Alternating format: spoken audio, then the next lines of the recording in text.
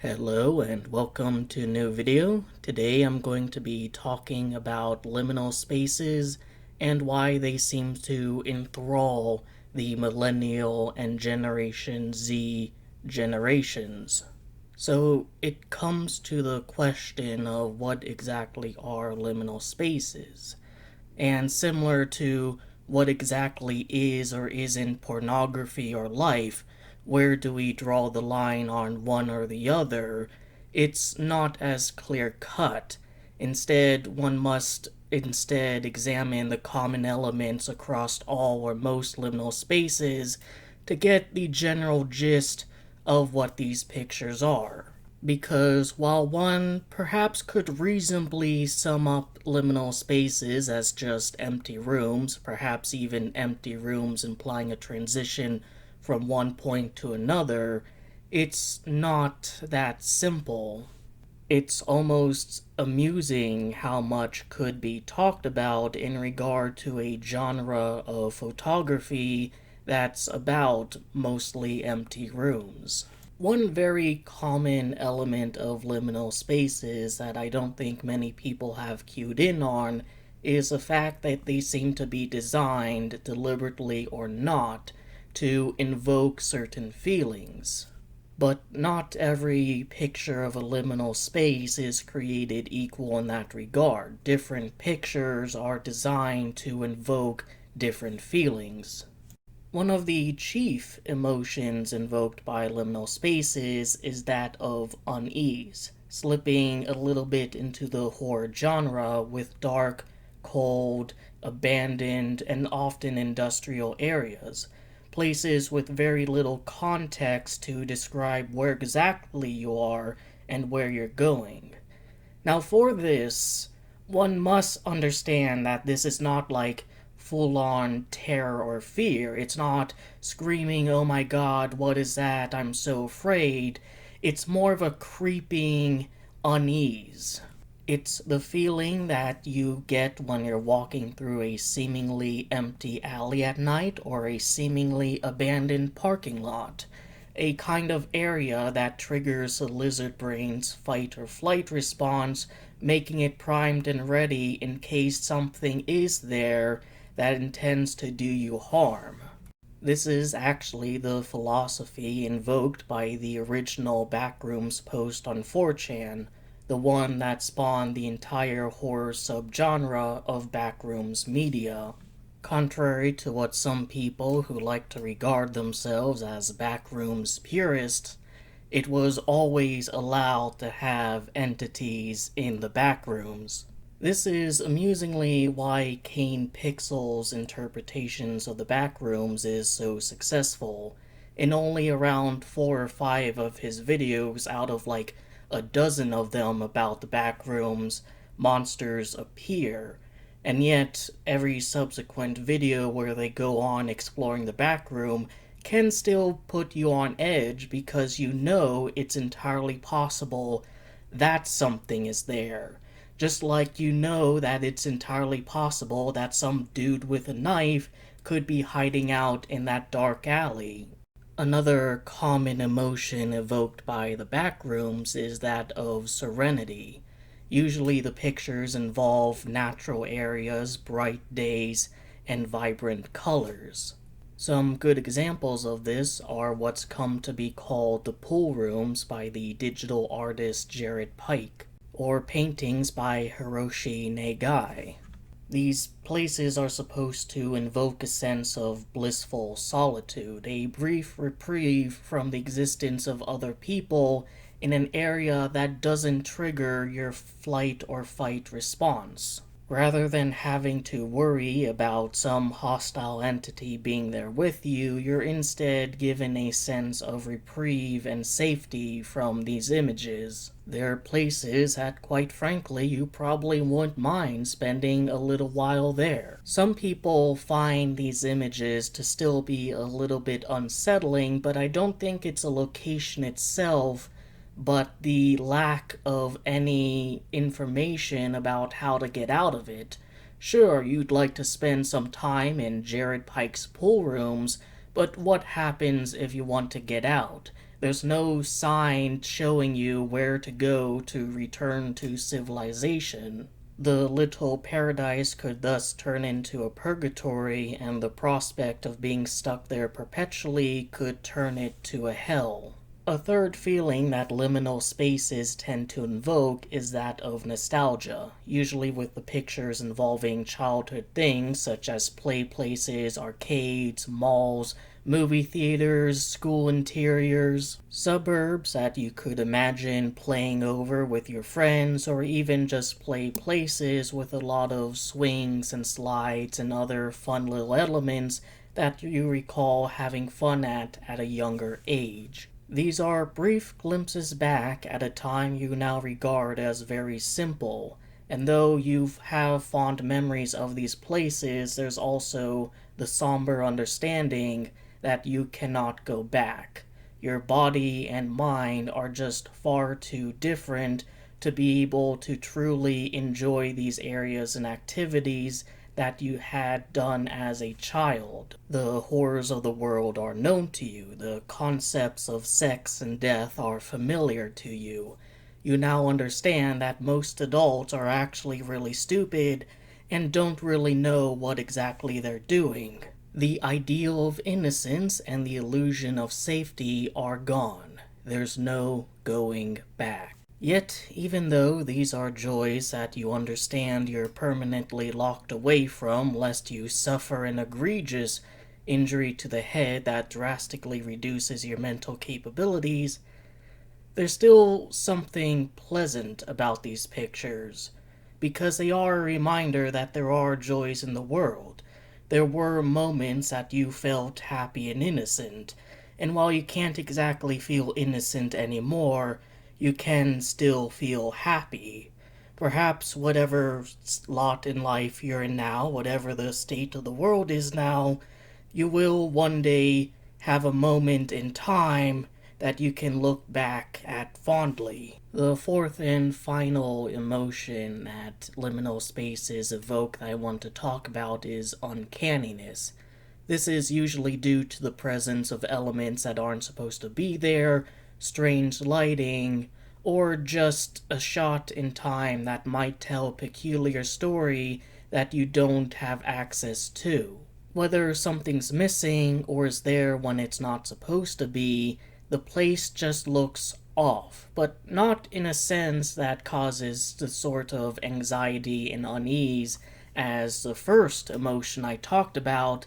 It's just kind of strange. This is where a lot of liminal space pictures involving fictional landscapes really thrive in. It can come from artists like Brent Wong here, or Edward Hopper. He has quite a few liminal paintings, as well as edited screenshots of cartoons like SpongeBob or Looney Tunes, where the characters are removed, leaving behind a kind of off-putting area, a strange one devoid of any context for their existence, as well as old video game maps with all the players removed. I'd even argue that some of Edward Hopper's paintings with people in them could be regarded as liminal, as they invoke a sense of slowness and serenity, quaintness and quietness that many other pictures of liminal spaces also invoke.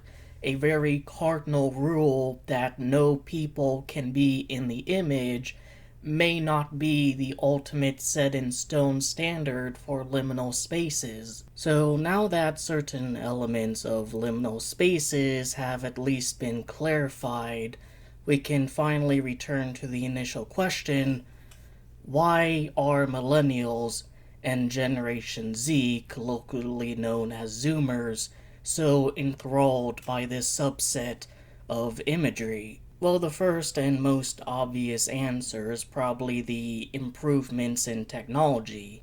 The pathway from taking a photograph to uploading that onto a computer to sharing that with the rest of the world has been made easier and easier, to the point where now you have a camera and computer in your pocket all at once. And for fictional liminal areas by people like Jared Pike or Kane Pixels or whoever, that's also become significantly easier to make.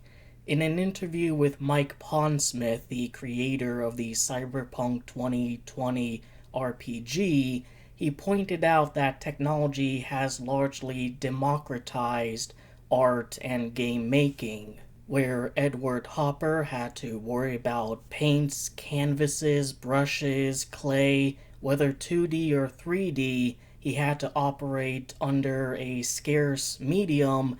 Digital art and sculpting is far less scarce.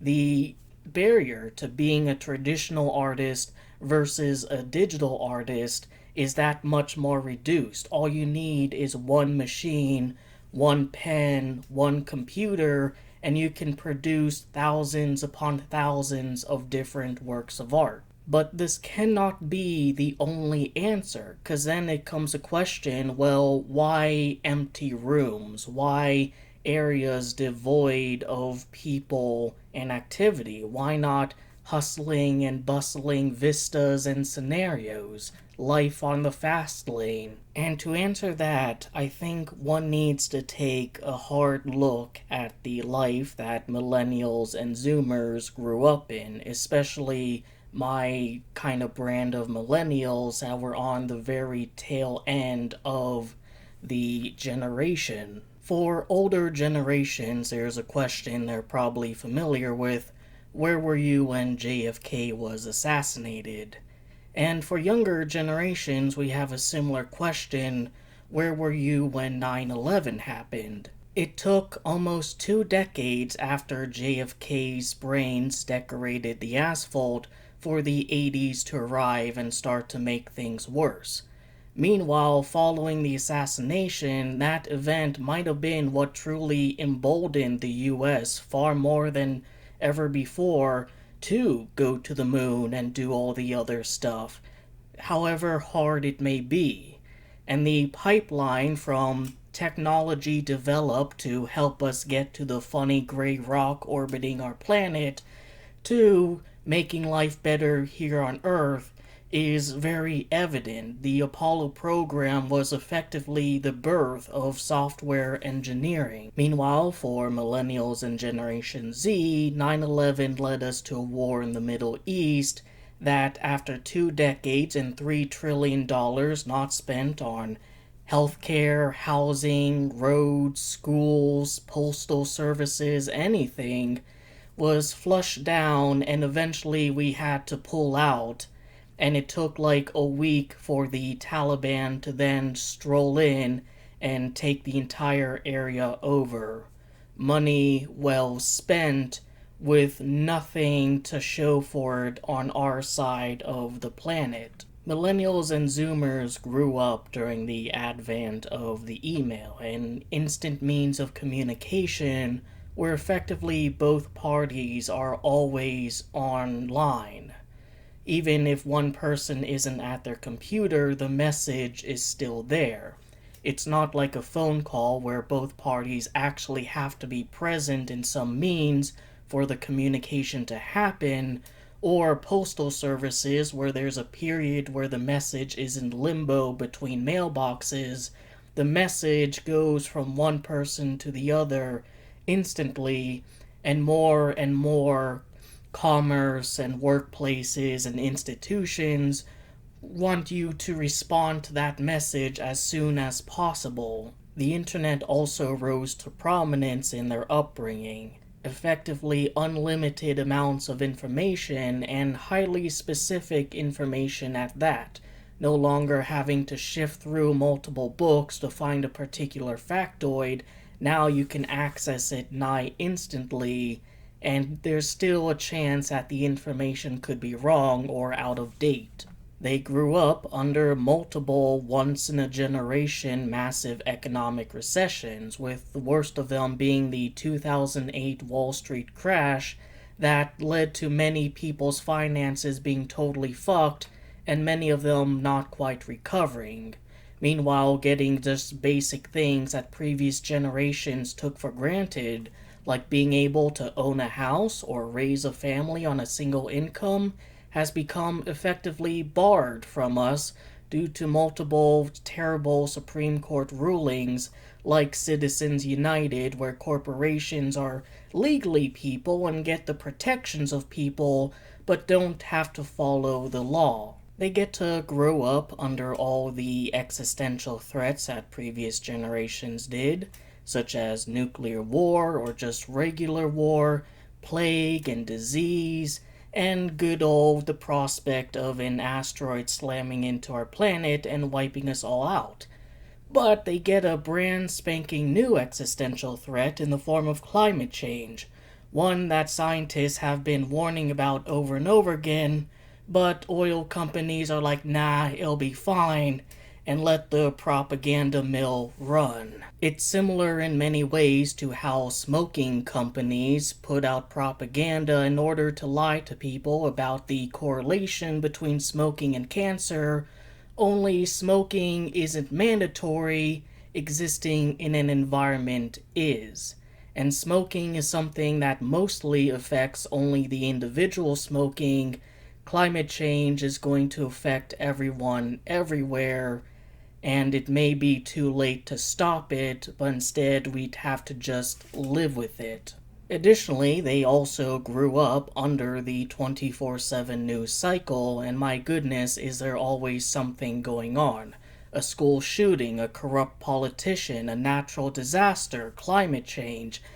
Things fucked up because companies cut corners, politicians lie to the people. There's always something going on in Ukraine right now. The world's ending every single day, every single hour, and we need to tell you exactly how and why. The Millennial and Zoomer generations are overeducated and underpaid, overworked, and always on call. They live on an ever-boiling planet controlled by geriatrics and corporations who would gladly sacrifice millions if it means the number goes up just a little bit the next quarter. They're a generation always under surveillance from governments, their peers, and corporations who then sell their data to other corporations to panhandle them for shit they don't need, as if they're not a generation where half of them are an unexpected $500 bill away from financial ruin. They're a generation that lives in a time with record employment, but only because many of them take 2 or 3 or certain gig jobs on the side in order to even survive. The GDP has never been better, but life expectancy has gone down for the first time since the Spanish flu because an entire generation of people are overworked, underpaid, always stressed, always under duress. It seems like everything, everywhere, all at once is an existential disaster, and there's so many problems that one man simply can't fix, and the powers that be refuse to because it's not financially lucrative. The perpetual horrors and anxieties of living day to day underneath a late-stage capitalist cyberpunk dystopian society. What if all of that just stopped?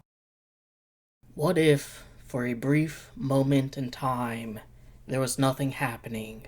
There was nowhere to go, nothing to do, no obligations, no worries, just a chance to exist.